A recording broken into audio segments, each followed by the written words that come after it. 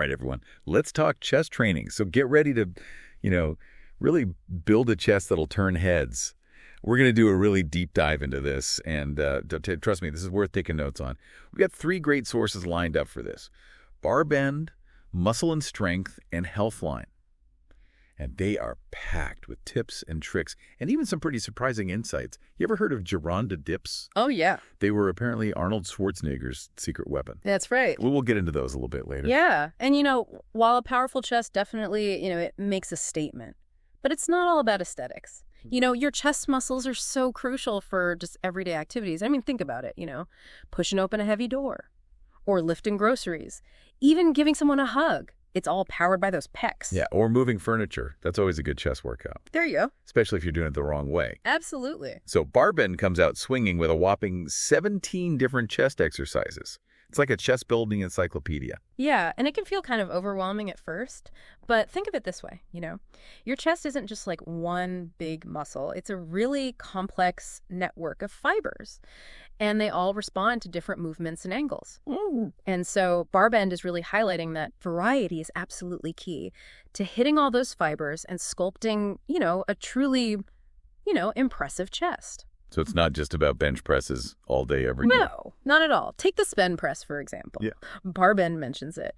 And it's a great illustration of how simple, accessible moves can be so effective. You just need a weight plate. And you just squeeze it between your palms and press it straight out. It might sound easy, but trust me, those pecs are going to be screaming. Okay, that one goes on the list. Now, what about plyo push-ups? BarBend had those on their list, too. They sound pretty intense. Those are all about explosive power. So you take your standard push-up, but instead of just pushing up, you're pushing up with enough force to actually lift your hands off the ground, just momentarily. It's a great way to build strength and power. And it can even translate to a stronger bench press. So we're talking variety. We're talking targeted exercises. BarBend even lays out 4 different chest workout routines. They're tailored to different goals. So they have routines for strength, for mass, for beginners, and even a body weight routine if you're, working out at home. Yeah, and that's something I really appreciate about BarBend. They recognize that one size does not fit all. So the best routine for you depends entirely on your individual goals and your experience level. And they're big on safety and proper form, which is something you've always stressed. Absolutely. It's tempting to just load up the bar and go. But good form is absolutely crucial for maximizing those results and preventing injuries. BarBend does a great job of emphasizing this throughout the entire article. They want you to get strong, but they also want you to stay healthy. Yeah, nobody wants to get hurt. But don't let that sheer number intimidate you. Muscle and Strength does a fantastic job of categorizing these workouts, breaking them down by experience level goals and even the equipment you have access to. So whether you're a seasoned lifter or you're just starting out, they've got you covered. And the workout titles are pretty attention-grabbing. I mean, who wouldn't want to try the 8-week workout to create a superhuman chest? Or how about the best chest workout for inner chest development?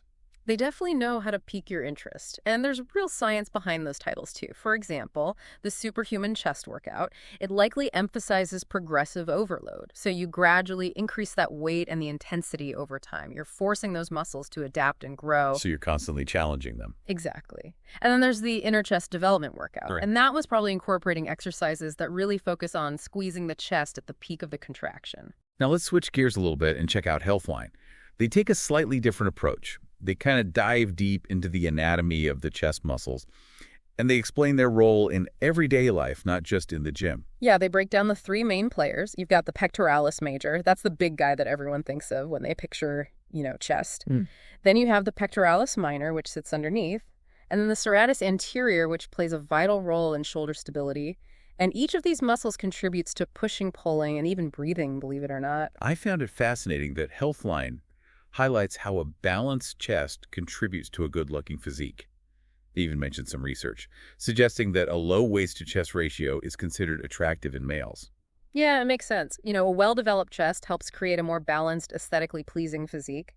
Plus, strong chest muscles contribute to good posture, which not only looks good, but it helps prevent back pain and it improves overall mobility. Yeah, and Healthline also emphasizes the importance of protein for muscle growth. Now, we all know protein is important. Yeah. But how much are we talking about here? Well, they recommend aiming for around 0.8 grams of protein per kilogram of body weight. That's a solid starting point. However, if you're training intensely, and, aiming for some serious gains, you might need to up that intake a bit. So far, we've got a ton of exercises, workout routines, anatomy lessons, and even some insights into the science of attraction, all from just 3 sources. It's amazing how much information is out there if you know where to look. Absolutely. And we've only just scratched the surface. There's so much more to uncover. We're going to get into all that in just a minute, so stay tuned. Okay, so we've covered a ton of ground already, from the importance of variety to the science behind a well-developed chest. My brain's kind of buzzing with all these different exercises and routines, but I'm ready to dig even deeper, into the specifics. Let's unpack some more of these juicy details. Yeah, let's do it. Let's break down some of these exercises that BarBend mentioned and talk about how they actually target different areas of the chest. You mentioned bench presses earlier, and they're definitely a staple. But even within bench presses, there's a lot of variety. Yeah, they talked about flat, incline, and decline variations. What's the deal with all those different angles? Well, it's all about hitting those chest muscles from every angle. Think of your chest like a pizza. You want to make sure you get a slice from every part of that pizza. So the flat bench press, that's like your classic, all-around chest builder. It's working the entire pectoralis major. So if I want a well-rounded chest, the flat bench press is a must-have. It's a must-have.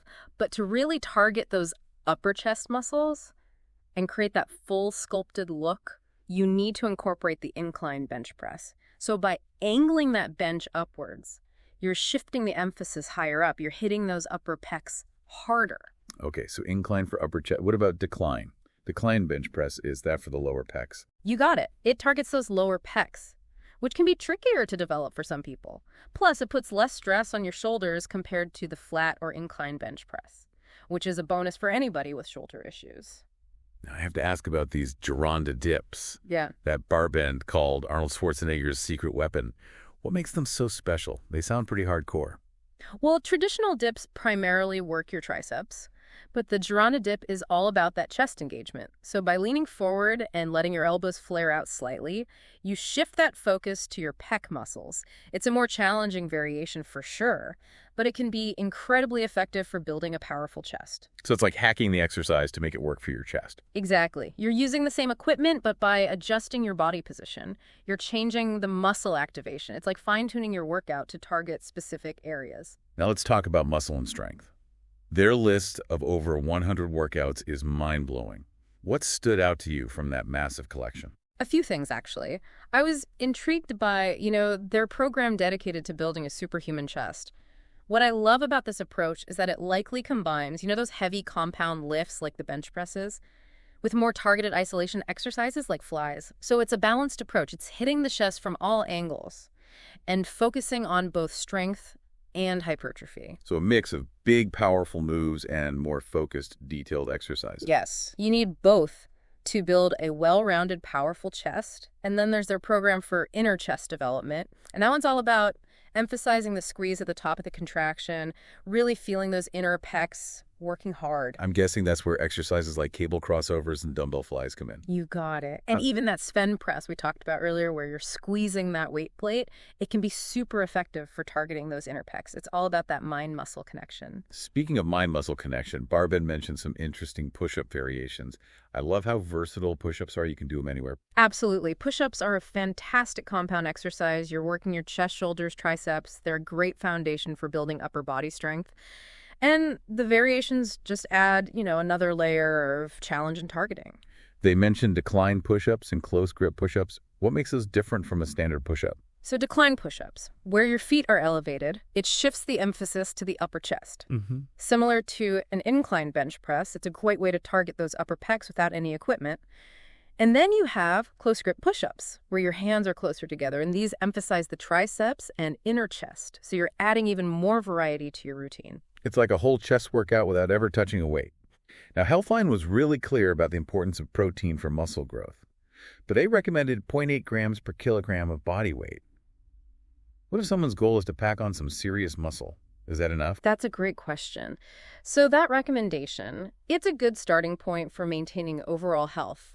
But if you're hitting the gym hard and aiming for significant muscle growth, you'll likely need more protein. Studies suggest that 1.6 to 2.2 grams of protein per kilogram of body weight might be more optimal for those looking to really maximize muscle building. Wow, that's almost double the standard recommendation. It is, but think about it.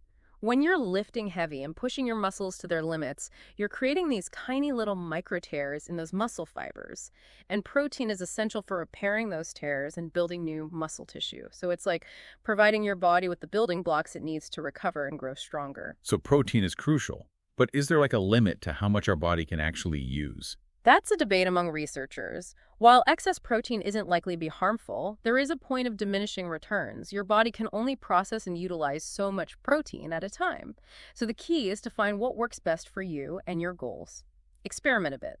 Pay attention to how your body responds. Okay, so we've covered a ton of ground here, breaking down specific exercises, workout routines, even diving into the science of muscle growth.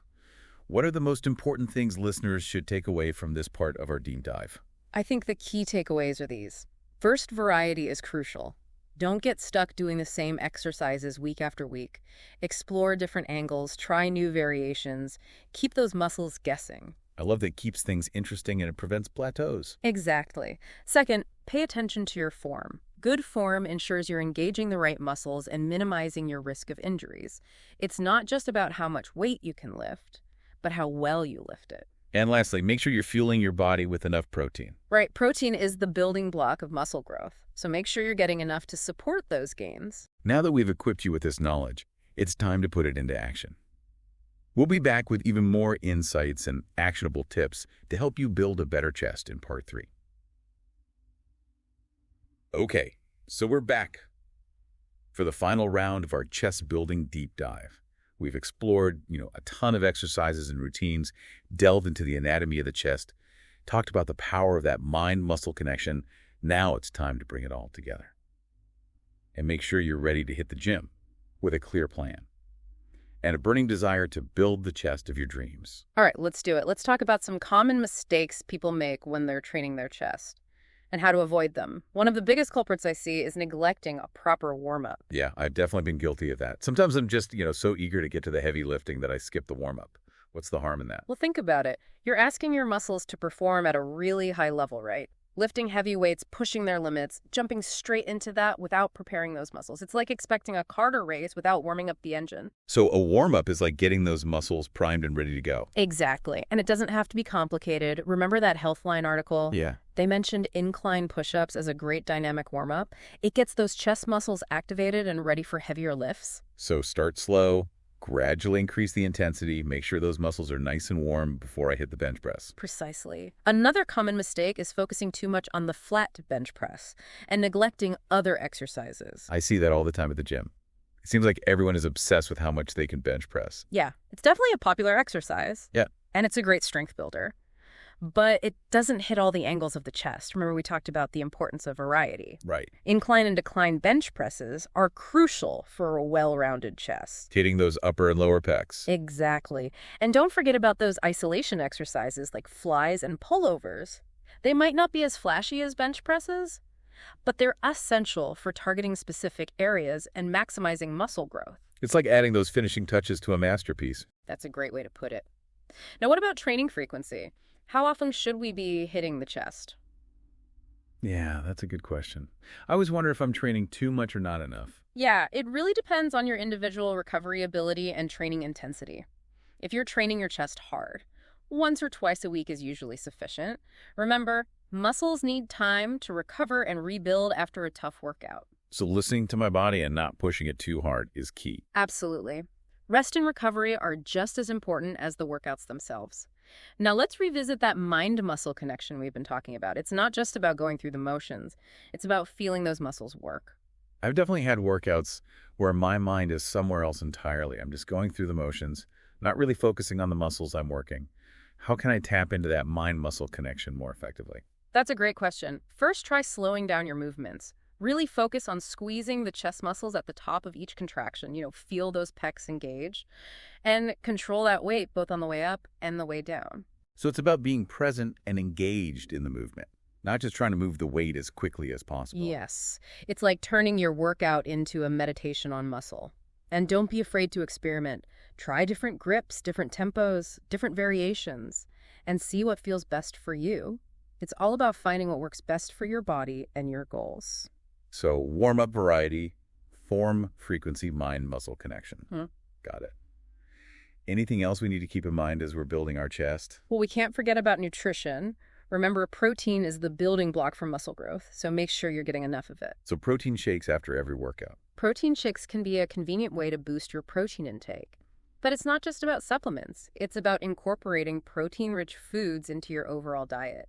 Lean meats, poultry, fish, eggs, dairy, beans, lentils. There are so many options. So it's about making sure protein is a consistent part of my diet, not just relying on supplements. Exactly. Think of it as providing your muscles with the fuel they need to recover and grow. Before we wrap up, what's the one piece of advice you want to leave our listeners with? What's the key to unlocking their chest-building potential? I think it's this. Approach your training with intention and curiosity. Don't just follow a routine blindly. Understand the why behind each exercise. Experiment with different techniques. And find what works best for you. Your body is your laboratory, and you're the scientist. Embrace the process, be patient, and most importantly, enjoy the journey. I love that. It's not just about the destination, it's about the journey of self-discovery and improvement. Exactly. You're not just building a chest, you're building confidence, discipline, and a stronger, healthier you. Well, that's a wrap on our deep dive into building a better chest. We explored the exercises, the routines, the anatomy, the importance of nutrition and mind-muscle connection.